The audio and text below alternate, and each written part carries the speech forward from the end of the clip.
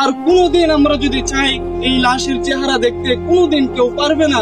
এজন্য আপনাদেরকে বলে যাই, আমাদের দাদা ছিল, আজকে আমাদের দাদা দুনিয়াতে নাই। আমাদের নানা ছিল, আজকে দুনিয়াতে আমার নানা নাই। অনেকের বাবা দুনিয়ার জমিনে ছিল, আজকে আমাদের বাবা অনেকের হারায় গেছে। এজন্য আপনাদেরকে আমি এই জানাজা থেকে একটা মেসেজ দিয়ে যেতে চাই। যারা আজকে মনে করতেছেন যে দুনিয়ায় আমার জন্য আসল, এ দুনিয়ায় আমার, এ দুনিয়ায় আমার, আল্লাহ তাআলা বলতেছেন আমাল হায়াতুদ দুনিয়া ইল্লা মাতাউল গুরুর, যে দুনিয়াটা হচ্ছে একটা ধোঁকা, এ দুনিয়ার সব কিছুই ধ্বংস হয়ে যাবে। আমাল হায়াতুদ দুনিয়া ইল্লা মাতাউল গুরুর, যে দুনিয়াটা ধোঁকা। আজকে তোমার স্ত্রী, সন্তান, আত্মীয় স্বজন এরা সবাই ধোঁকা।